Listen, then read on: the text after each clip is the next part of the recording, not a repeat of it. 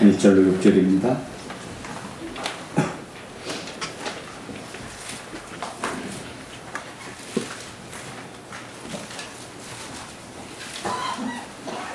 시편 23편 1절로 6절 제가 읽어드리도록 하겠습니다.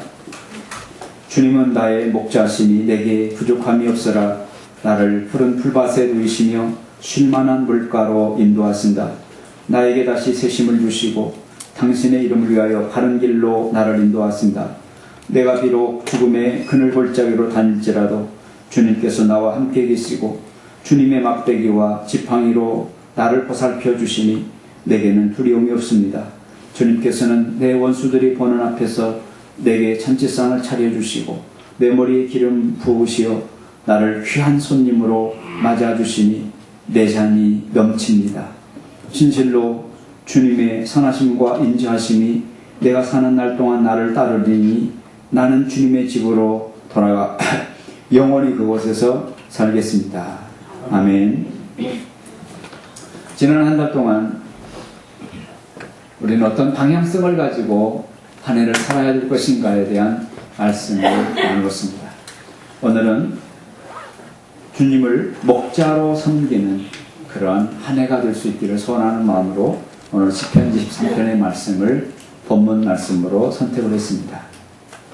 오늘 이 시대에 현대인들이 갖고 있는 커다란 고민 중에 하나는 누구를 내 인생의 주인으로, 내 인생의 목자로 믿고 따를 것인가가 참으로 심각한 그런 고민인 시대에 살고 있습니다.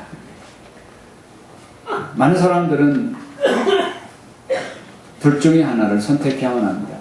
예수 그리스도를 내 인생의 주인이요 목자로 믿고 따를 것인가, 아니면 세속의 주인을 내 인생의 주인으로 또는 목자로 믿고 따를 것인가. 우리는 둘 중에 하나를 결정해야 합니다. 세속의 주인인 사단이 우리들에게 굉장한 그러한 아주 매력 있는 카드를 제시하면서 나를 따라오면 이러한 행복이 있고 이러한 매력이 있고 이러한 쾌락이 있고 즐거움이 있다라고 우리들을 꼬드깁니다. 마태복음 4장에 보면 예수님이 성령에 이끌려 사단에게 시험받는 내용이 나옵니다. 첫 번째 시험은 돌을 가지고 떡을 만들어 먹어봐라. 그럼 너가 하나님의 아들인 것을 믿지 않겠느냐? 두 번째 시험은 높은 곳에서 성전 탑 꼭대기에 올라가서 한번 뛰어내려 봐라. 하나도 다치지 않고 살아남으면 네가 하나님의 아들이라는 거 입증되는 거 아니냐? 라고 그렇게 제안을 했습니다. 그런데 더욱더 매력적인 제안은 세 번째입니다. 그 세 번째 이 제안은 뭐였냐면 높은 산꼭대기로 예수님을 이끌고 갔습니다. 그리고 산 아래에 있는 천하만국의 영광을 다 보여주었습니다. 천하만국의 영광을 다 보여주고 그렇게 말합니다. 나에게 엎드려 절하면, 나에게 엎드려 절하면, 다른 말로 하면 나를 주인으로 섬기면, 나를 목자로 인정을 하면 너가 지금 보았던 이 산 아래에 있는 모든 영광을 너에게 고생하지 않고 수고하지 않고 다 누릴 수 있도록 넘겨주겠다. 이런 제안을 합니다. 여러분, 우리 모든 사람들은 정말로 산 아래의 영광을 거머쥐고 싶은 그런 욕망들이 있습니다. 그런 꿈들이 있습니다. 거기에는 높아짐과 거기에는 누림과 거기에는 온갖 쾌락과 온갖 그런 축복들, 나름대로 우리가 추구하는 것들이 산 아래 그 영광 속에 다 들어있습니다. 이제 예수님은 둘 중에 하나를 선택해야 합니다. 내가 십자가 지는 그 정성을 통해서 높임을 받고 영광을 얻을 것인가, 아니면 내가 사단에게 정말로 굴복하고 사단을 주인으로 섬김으로 말미암아 내가 고생하지 않고 내가 이 산 아래에 있는 영광들을 다 누릴 것인가. 예수님은 결정해야만 합니다. 우리들도 그렇습니다. 오늘 그렇습니다. 사단은 우리들에게 하나님의 아들이신 예수님이라도 다가와가지고 정말로 매력적인 카드를 딱 제시하면서 자기를 주인으로 섬길 것을 요구합니다. 그리고 자기를 목자로 믿고 따를 것을 강력하게 요구하는 것을 볼 수 있습니다. 그런데 오늘 현대인들도 이러한 이 매력적인 카드 앞에 우리는 굉장히 갈등을 합니다. 내가 이제까지 믿어온 예수 그리스도를 그분의 말씀과 그분이 원하는 그런 정도를 따라갈 것인가? 아니면 사단에게 절하고 사단을 경배하고 사단을 목자로 섬기고 그러므로 말미암아 사단이 제시하는 그 매력적인 사날의 영광을 내가 누릴 것인가? 이거에 대한 아주 심각한 그런 갈등 속에 우리는 살아가고 있습니다. 근데 너무나 많은 사람들이 정석을 갖던 예수님의 그 길, 예수님을 목자로 삼고 예수님을 따라가는 그 외롭고 고독하고 때로는 십자가 져야 되는 그 길을 따라가기보다는 손 안 대고 코 푸는 것처럼 손쉽게 사단에게 쉽게 굴복하고 사단을 목자로 섬기고 사단이 제시하는 매력적인 카드를 거머쥐려고 하는 이 후자에 우리는 굉장히 취약하고 많은 사람들이 거기에 지금 동참하고 있다는 사실이에요.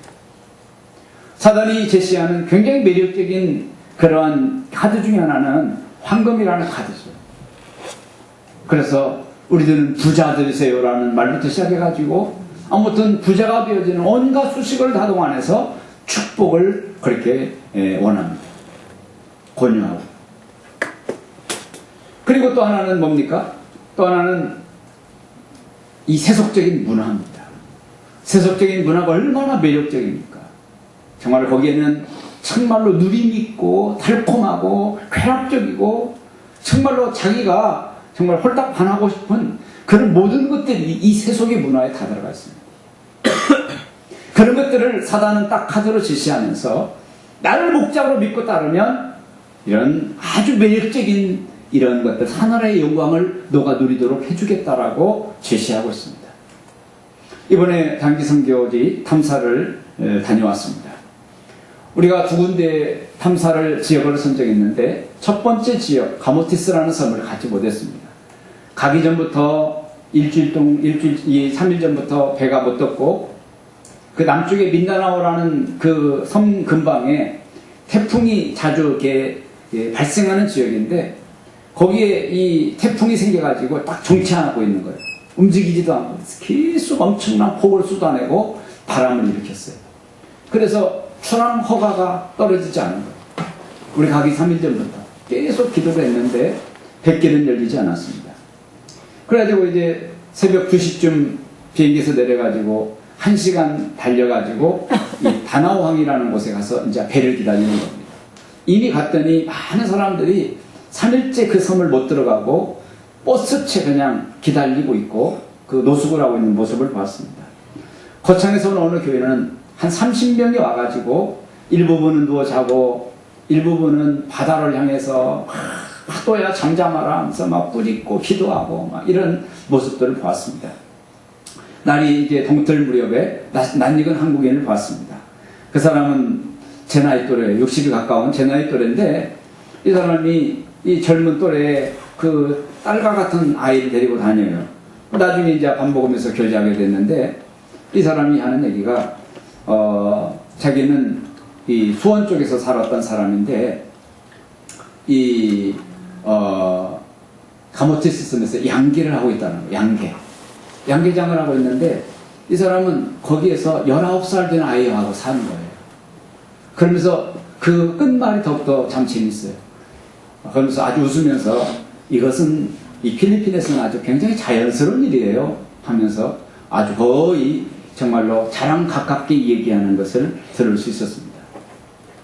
여러분, 그런데 이제 세부시내에 나와가지고 이 세부시내에 돌아다녀서 보니까 외국인들이 나이가 60이 훨씬 넘은 그런 외국인들이 뭐 10대 후반이나 20대 초반의 어린 아이들과 함께 길거리를 활보하고 있는 이런 장면들은 아주 쉽게 목격할 수 있는 거예요. 오늘 우리의 이 정서의 눈높이로 보면 도무지 용납할 수 없는 일이에요. 이건 부끄러운 일이에요. 이건 자랑스러운 일이 될 수가 없는 일이에요. 그러나 그들은 그 세속의 문화가 그들에게 정말로 그렇게 설득을 시킨 거예요. 멋지고 매력된 카드로 그들에게 다가간 거예요. 그래서 이것은 이 필리핀에서는 아주 자연스러운 일입니다.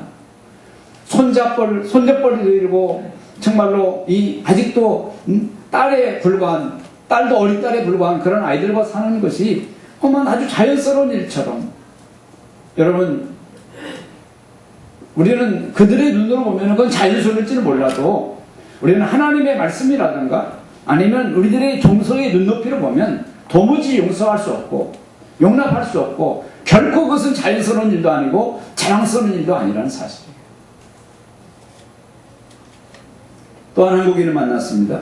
우리가 줄을 서고 있는데 젊은 커플이 우리들 주변에 있었습니다. 보니까 한국인이에요. 그래서 물었습니다. 어디서 왔느냐 물었더니 평촌에 사는 거예요. 평촌에 사는데 이 사람들은, 한 사람은 남자아이는 무교고 여자아이는 캐톨릭이에요. 근데 한 대학교를 나왔고 이제 2월달에 졸업하는데 같이 놀러 온 거예요. 2주일째 세부에서 지내다가 가모티스가 좋다고 그래가지고 왔다라는 거예요. 그들은 결혼하지 않은 사람이에요. 이제 대학 졸업한 형제자매예요. 같은 학교를 졸업했어요. 2주일 동안 그들이 뭐하고 있겠어요? 2주일 동안 한 호텔 한 방에 자면서 그들은 무슨 짓을 했겠어요?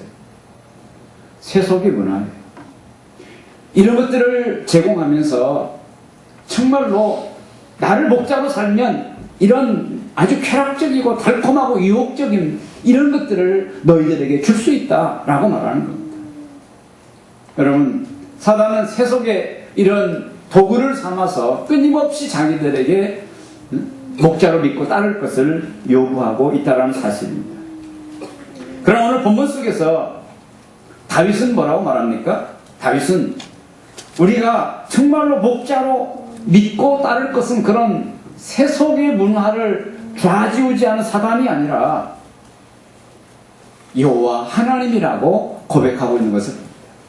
내가 인생을 살아봤고 내가 경험해 봤는데 여호와 하나님을 목자로 믿고 따라가는 것만이 가장 내게 있어서 행복한 일이고 가장 존귀한 일이고 가치 있는 일이다, 이렇게 말하고 고백하고 있는 것을 볼 수 있습니다. 자, 그러면 다윗이 고백한 것처럼 여호와 하나님을 정말로 목자로 믿고 따르는 것이 왜 가치 있고 존귀한 일인가? 오늘 성경에서 다윗은 말합니다. 한마디로 말해서 여호와 하나님을 믿고 그분을 목자로 믿고 따르는 것에는 부족함이 없는 삶이 되기 때문에 그렇습니다. 부족함이 없는 삶. 오늘 우리들은 둘 중에 하나의 부족함을 늘 느끼면서 살아가고 있습니다. 첫째로는 절대 빈곤이에요. 오늘도 아프리카라든가 어떤 국가에 내전이 있다라든가 여러 가지 문제가 있는 그런 나라들은 절대 빈곤에 시달립니다. 물 한 모금이 아깝습니다. 절대 빈곤이에요. 그러나 오늘 우리나라 같이 어느 정도 정말 누리고 살고 있는 그런 이런 나라 속에서는 절대 빈곤은 아니지만 상대적인 빈곤을 우리는 느끼면서 살아가고 있습니다. 상대적인 빈곤. 그래가지고 좀 가방끈이 긴 사람 앞에 서면 왠지 작아짐을 느끼고, 나보다 더 많이 가지고 더 많이 누리는 사람 앞에 서면 왠지 작아짐을 느끼는 이런 상대적인 빈곤 속에서 살아가고 있습니다. 어느 한 사람 없이 우리들은 이 둘 중에 하나예요.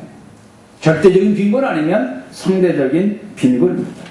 그런데 오늘 예수 그리스도를 목자장으로 모시고 살면 이런 절대적인 빈곤과 상대적인 빈곤으로부터 자유하고 행복하고 정말로 그 평안함을 누릴 수 있다는 거예요.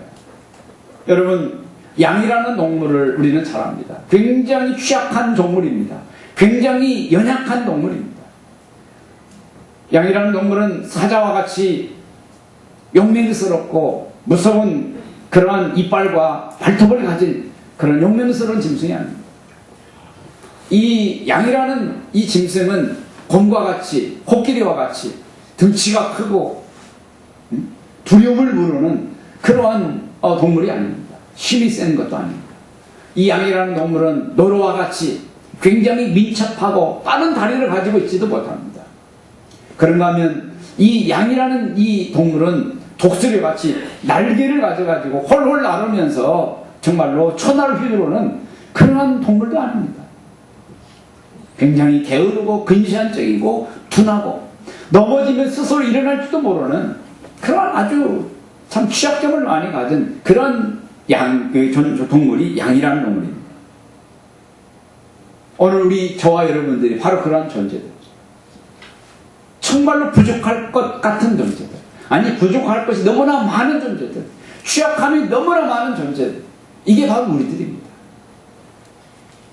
그래서 절대 빈곤이든지 상대적인 빈곤으로부터 절대 자유할 수 없는 그러한 신체적인 구조와 그런 환경에 갇혀 사는 존재, 이게 바로 오늘 우리라는 존재예요. 그런데 다윗은 말합니다. 비록 이런 양과 같은 취약점이 많은 존재임에도 불구하고 여호와 하나님을 목자로 믿고 따르면 그런 절대적인 빈곤과 상대적인 빈곤으로부터 자유할 수 있다라고 말합니다. 조금 더 구체적으로 들어가 보십시다. 우리가 예수님을 믿고 목자로 따르면 어떤 면에서 우리들은 이런 빈곤으로부터 자유할 수 있느냐? 첫째로는요, 일상생활의 모든 분야에서 우리들은 빈곤으로부터 우리는 자유할 수 있습니다. 부족하지 않을 수 있다는 사실입니다. 왜냐하면 목자장 되신 하나님이 우리들을 푸른 풀과 쉴만한 물가로 인도해 주시는 그 문제를 책임져 주시기 때문에 그래요. 유대 땅은요, 여러분들도 꼭 평생에 한번 가보기로 합니다. 할 수 있으면 젊었을 때 다녀오시기를 정말로 권유합니다. 그런데 유대 땅은요, 땅 그 자체가 굉장히 척박한 땅이에요. 물이 별로 없는 땅입니다. 사막 기후입니다.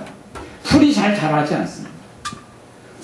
양 스스로 지독한 근시안을 가지고 있는 양 스스로는 이 척박한 땅에 어디에 물이 있고 어디에 먹을 것이 있는가를 도무지 알 수 없는 존재가 바로 이 양입니다. 여러분, 오늘 여러분들이 목자의 눈을 가져가지고 어디 가면 돈을 쉽게 벌 수 있고 어디 가면 떼부자가 될 수 있고 어디 가면 더 행복할 수 있는가를 안다면 오늘 우리들이 이러고 살지는 않겠죠. 그렇잖아요. 우리가 그런 것들을 모르니까 끊임없이 그것이 어딘가, 내가 누릴 수 있는 풀밭과 쉴만한 물가, 내가 누릴 수 있는 진정한 부유한 터전이 어딘가를 모르니까 늘 문드들이고 사람 따라 다니는 거 아니겠어요? 정보의 귀를 기울이고. 그럼 우리는 이런 부분에 있어서 우리는 더없이 부족해요. 우리 옆에 땅을 우리는 이번에 놓쳤습니다. 너무 아쉬워요. 15일, 20일 간격으로 놓쳤어요. 우리가 이렇게 딱 짚어보니까 한 20일 전에 이미 다른 사람을 기억합니다. 집장사예요. 제가 너무 순진했어요. 그 사람들은 프로예요. 우리는 아마추어도 못 되는 거예요. 우리는 적어도 이 부분에 대한 더 뛰어난 그런 인지 능력을 가진 그러한 어떤 팀을 구성해가지고 안일한 게 아니라 보다 더 적극적이고 집요하게 우리는 이 부분을 파고들었어야 되는데, 그래도 우리는 집장사들인 이 프로들에게 우리는 밀리는데 우리는 너무나 안일했어요. 순진했어요. 뭐 지나간 일들은 뒤로 하고, 여러분 우리가 정말로 그런 모든 것들을 어디에 풀밭이 있고 어디에 쉴만한 물가가 있고 어디가 가면 떼돈을 벌 수 있는 이런 안목을 가졌다고 한다면 우리는 그렇게 절절매매 살지 않아도 되잖아요. 우리는 양이에요. 자신을 너무 대단하게 평가하지 마세요. 우리가 어디에 푸른 풀밭이 있고 잔잔한 물이 있다는 것을 알면 우리가 지금처럼 이렇게 살지는 않죠. 착각하지 마십시오. 우리는 목자가 아닙니다. 우리는 목자를 필요로 하는 양이라는 사실들을 한순간도 놓쳐서는 안 돼요. 저는 이번에 이 땅을 바라보면서 너무나 그 부분에 대한 안타까움이 있어요. 어제는 우리 주차장 입구 거기다가 전순주를 세운다고 해가지고 우리 김한중 입사님과 막 저랑 몇 사람이 막 뛰쳐나와가지고 결사 반대하고 이미 와보니까 전순주를 박으려고 이미 구멍을 다 파놨어요. 지금 나가보세요. 쓰레기 우리 넣는 그 부분 구멍이 뚫려 있어요. 우리가 결사 반대하니까 메꿔놨는데 여러분 앞으로도 정말로 세상 말로 꿉꿉을 당할 일들이 지금 많습니다. 옆에 집 세워놓으면. 왜 그렇습니까? 우리들이 목자의 그런 안목과 시각을 갖지 못해서 그런 거예요. 그러나 우리들의 삶의 현장이 너무나도 척박하고 우리는 어디에 풀이 있고 어디에 물이 있는지 우리는 모를 수밖에 없는 양이지만 오늘 저와 여러분들이 예수 그리스도를 목자로 믿고 따르면 이런 부분에서 우리들은 부족함이 없다는 사실이에요. 믿습니까? 주님도 우리에게 말씀하시잖아요. 먼저 그의 나라와 그 의를 구하면 주님을 목자로 믿고 따르고 그분의 말씀의 인도를 받으면 이 모든 것을 너에게 더해 주시겠다라고 약속하시잖아요. 두 번째로 우리는 예수님을 믿고 목자를 믿고 따르면 어떤 면에서 우리들은 부족함을 모르고 살 수 있느냐? 그것은 올바른 삶을 결정하는 일에서 우리는 그렇게 갈급하지 않습니다. 오늘 저와 여러분들이 살아가는 시대는요, 가치관의 혼돈의 시대에 살고 있습니다. 아주 굉장히 정말로 여러 가지 무엇이 옳은지 무엇이 그른지 이 분별하기가 너무나 어려운 시대에 살아가고 있습니다. 일부 예배 때도 말씀을 드렸습니다만 옛날에는 엄부 자모가 그것은 교과서였어요. 아버지는 자녀들을 엄하게 키워야 되고 엄마는 엄하게 헛찌검해난 자녀들을 그 자유로운 마음으로 이렇게 감싸주고 이렇게 균형을 잡혀서 키워야 된다. 이게 정석이었어요. 그러나 지금은 그렇지 않습니다. 여러분, 남자의 역할과 여자의 역할이 뒤바뀌고 혼돈스러워진 때가 이미 오래전입니다. 옛날 감정적인 그러한 사고방식을 가지고 큰 소리 치면은요, 비웃어요. 이 양반 지금 세상 물정 모른다라고 비웃음을 당하기 딱 알맞은 그런 세상에 우리가 살고 있습니다. 남자의 역할과 여자의 역할이 혼돈스럽습니다. 그 유니섹스라 해가지고 그냥 단체복 입히고 똑같은 체육복 입혀놓고 그러니까 남자 옷, 여자 옷이 구분이 없어졌어요. 여러분, 가치관의 혼란과 굉장한 혼돈의 시대에 살면서 무엇이 옳은지, 어떤 길이 올바른 길인지 선택 그 자체가 모호한 시대가 됐습니다. 여러분, 우리가 한번 어떤 문제들은 잘못 선택하면 수십만 원에서 수백만 원, 수억 원을 한순간에 다 날릴 수가 있어요. 자녀 같은 경우는 이것이 옳은 줄 알고 키워놓고 봤는데 다 커서 보니까 그게 실패 아닌 거예요. 어떻게 할 거예요? 이미 양육의 시기를 다 놓쳐버렸는데. 이런 혼돈의 시대 속에서 우리가 예수 그리스도를 목자장으로 믿고 따르면 무엇이 옳은 길인가, 이 부분에 대해서 우리는 갈등할 이유가 없다라는 거예요. 그분만 따라가면 되니까. 세 번째, 우리들은 어떤 면에서 우리들은 정말로 예수님 믿고 따르면 부족함, 결핍을 모르고 사느냐? 그것은 안전 문제입니다. 안전 문제. 오늘 우리가 살아가는 데 있어서는 사망의 음침한 골짜기 같은 그런 현실들이 얼마나 많습니까? 아침에 달 다니라고 오라고 했는데 사고가 당해서 병원에 누워있다라는 이야기들과 죽음의 어떤 그 싸늘한 시신으로 우리는 저녁에 대해야 되는 이러한 상황들이 우리 모두에게 다 노출되어 있습니다.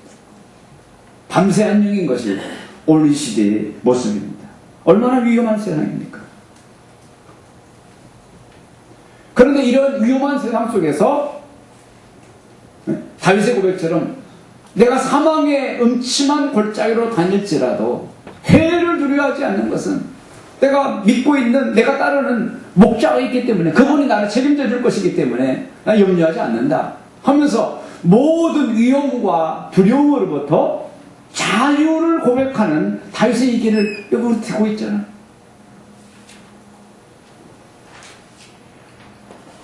우리 지난번에 그 산성교회 허 목사님, 그분 35분 만에 응급실로 가서 살아났어요. 얼마 전에, 며칠 전에 퇴원했어요. 기적이에요. 그런데 지난 우리 아이 결혼하는 날, 내가 가까이 지내는 목사님 한 분이, 안양에 사시는 목사님이 늦게 왔어요. 끝날 무렵에 왔어요. 그러면서 미안하다라는 거예요. 얘기인즉 자기 교회 집사님 아들이 똑같은 심근경색이 찾아온 거예요. 심근경색이 찾아왔는데 늦게 발견한 거예요. 그래서 죽은 거예요. 그래서 장례식장에 갔다 오느라고 늦었다라는 거예요. 이제 갓 20살 넘었어요. 그런데 죽은 거예요. 얼마나 원통한 일입니까? 오늘 이러한 시대에 오늘 저와 여러분들이 살아가고 있어요. 그러나 여호와 하나님을 믿고 목자로 모시고 따르며 살면 이런 모든 위험한 세상으로부터 안전을 보장받는 줄 믿습니다. 얼마나 놀랍고 얼마나 감사한 일이에요. 뿐만 아니라 오늘 저와 여러분들이 여호와 하나님을 목자로 믿고 따르면 우리들이 존귀함을 받고 그 다음에 즐거움을 누리는 이 일에 있어서 우리는 부족함이 없다라는 거예요. 성경을 보면 이렇게 말합니다. 주님께서 내 원수들이 보는 앞에서 내게 잔치상을 차려주시고 내 머리에 기름을 부으시어 나를 귀한 손님으로 맞아주시니 내 잔이 넘치나이다. 내 기쁨, 감동이 넘칩니다. 너무 고맙습니다 하면서 이런 고백을 한다는 거예요. 유대인들은요, 귀한 손님이 오면 머리에 기름을 부어준다. 귀한 손님. 그 예수님도 그 마리아가 예수님 머리에 향유 옥합을 깨뜨려서 기름을 부어주고 흘러내리는 그 기름이 발까지 흘러내리니까 머리를 풀어서 이렇게 닦아드리잖아요. 예수님은 내 인생의 가장 귀한 분입니다. 당신은 내게 가장 큰 즐거움입니다. 뭐 이런 사인 아니겠어요? 이게 유대인들의 전통이에요. 그런데 오늘 우리가 주님을 목자장으로 믿고 따르면 주님이 우리에게 우리 머리에 기름을 부어주시고 우리를 존귀한 손님으로 맞아주시고 우리에게 즐거움과 원수들이 보는 앞에서 상을 배설해 주니까 그런 은혜들을 우리에게 주신다는 거예요. 어디를 가든지 주님 목자장으로 삼으면 우리와 우리들의 자녀들이 천덕꾸러기 취급을 당하지 않고 존귀의 여김을 받는 거예요. 원수들이 보는 앞에서 최고의 상차림을 받는 거예요.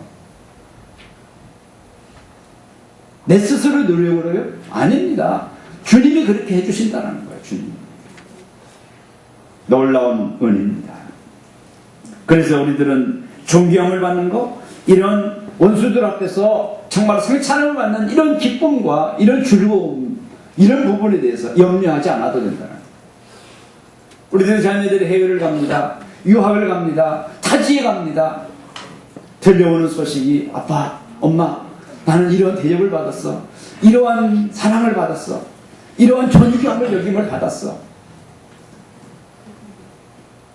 이번에도 저희 아이 얘기에 대해서 죄송합니다만 학장은 학회가 있어서 못 오고 부학장 둘이 떴어요. 부학장 둘, 하나는 행정학장이고 한 분은 뭐 의학에 관계된 학장, 부학장이 두 분이 떴어요. 떠가지고 저를 만나서 악수를 하면서 아드님 잘 붙였습니다 하면서 막 인사를 하고 막 그래요. 얼마나 감사해요. 뭐 이전에도 여러분들 교수님들이 밥 사줬다는 얘기 드리고 뭐 이렇게 해줬다는 얘기 드리고 참 그런 얘기를 들을 때마다 내가 한 일이 뭐예요? 부모가 한 일은 아무것도 없어요. 너무 감사하죠. 존귀 여김을 받으니까. 목자로 우리가 주님을 모시고 살면 주님이 우리들과 우리들의 자녀들을 그렇게 초대해 주시고 존귀 여김을 받게 해주신다면 이것보다 더한 기쁨이 어디 있겠어요? 그런 은혜가 여러분들과 여러분들의 자녀들에게 올 한해 풍성히 경험되어지기를 주님의 이름으로 축복합니다. 아멘. 이번에 단기 선교지 탐사를 다녀왔습니다. 두 군데 목적지를 하고 갔는데 가모테스는 못 갔습니다. 아까 말씀드린 것처럼. 새벽 2시에 떨어져가지고 이제 1시간 차 타고 다나왕에 갔는데 배가 백길이 열리지 않는 거예요. 그런데 거기 있는 선교사님은 전화로 그러면은 그 다나왕 옆에 조그마한 여인숙이 하나가 있는데 거기에 머물면서 잠을 좀 뒤에 모자란 잠을 자면서 백길이 열리기를 기다리라는 거예요. 근데 내 판단에 그러면 백길이 열릴지 안 열릴지도 모르는데 만약에 안 열리면은 시간만 낭비하는 거 아니겠어요? 같이 간 일행들이 참 그것도 의미 있는 일이지만 그래서 안 되겠다 싶어가지고 시내로 나갑시다. 그래서 시내로 나가기로 딱 결정을 내렸더니 한국에 있는 그 이사장 되는 그 교수님이 자기가 아들 10년 동안 이렇게 그 숙소로 사용했던 우리 식으로 말하면은 여관보다 못해요. 그냥 철제 그냥 그 침상에다가 그냥 싸구려 매트러스 하나 올려놓은 거예요. TV 하나나 매트러스 있지 물도 없고 냉장고도 없고 아무것도 없어요.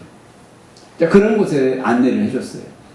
그리고 우리를 거기까지 인도해줬던 이 안내해준 이 형제가 자기 이제 일하러 가야 된다면서 그만 훌쩍 가버렸어요. 말도 잘 못하지. 세부라는 지역은 들어보는 봤지만 가본 적이 없지.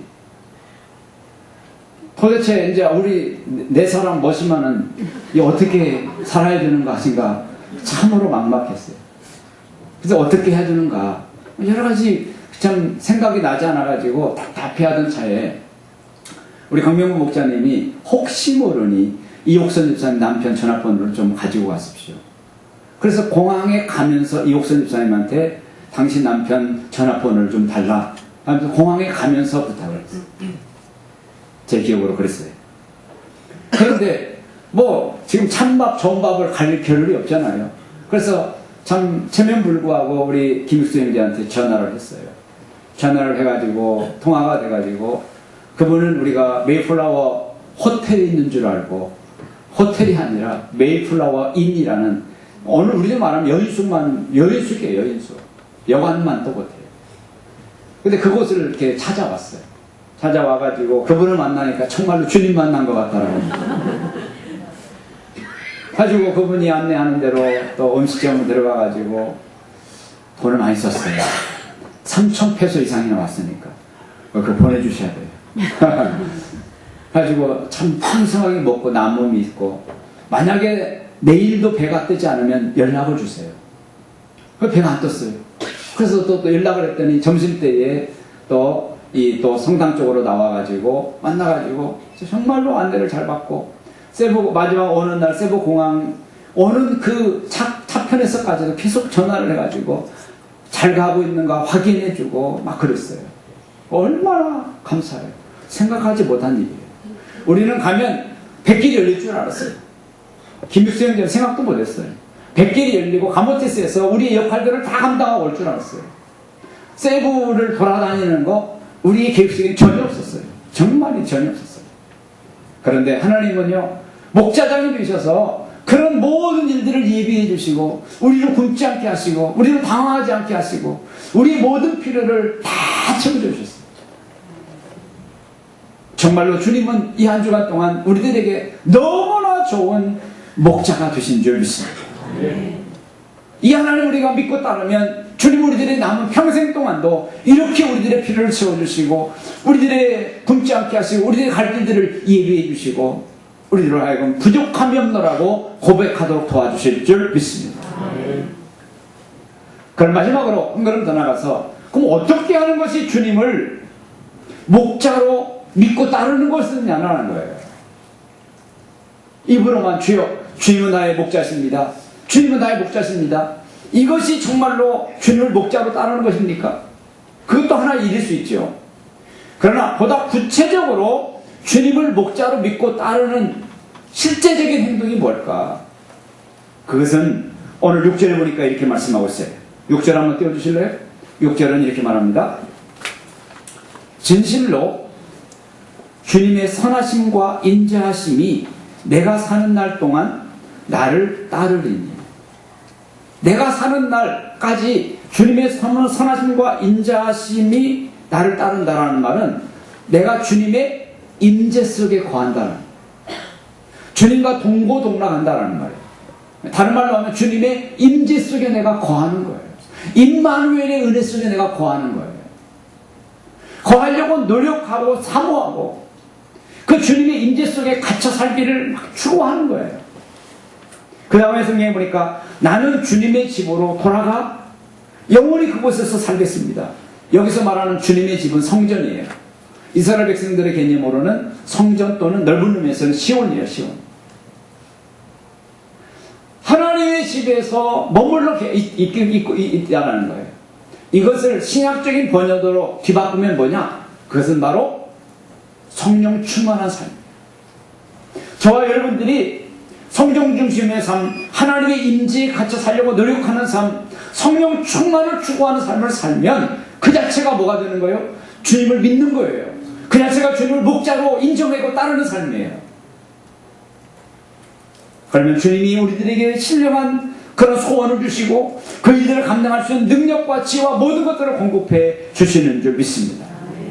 이런 삶을 살 때에 오늘 저와 여러분들의 삶에 부족함이 없도록 하나님께서 우리를 책임져 주시고 우리를 인도해 주실 줄 믿습니다.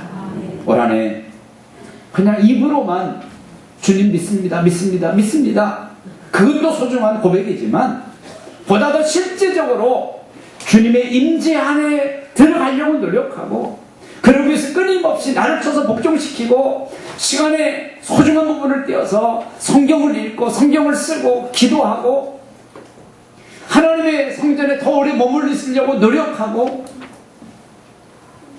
실제적으로 주님을 목자로 섬기려고 하는 이 모든 우리는 행동들을 1순위로 놓고 노력을 하란 말이에요. 그러면 주님은 너가 정말로 나를 목자로 인정하는 거구나. 우리들의 행동을 보면서 그래서 주님께서 지팡이와 막대기를 가지고 우리 인생의 앞장을 서면서 이끌어가 주실 줄 믿습니다. 그 인생엔 정말로 빈곤이 없는 결핍이 없는 그런 풍족한 삶이 되어질 줄 믿습니다. 기도하겠습니다. 하나님 아버지 감사합니다. 오늘 말씀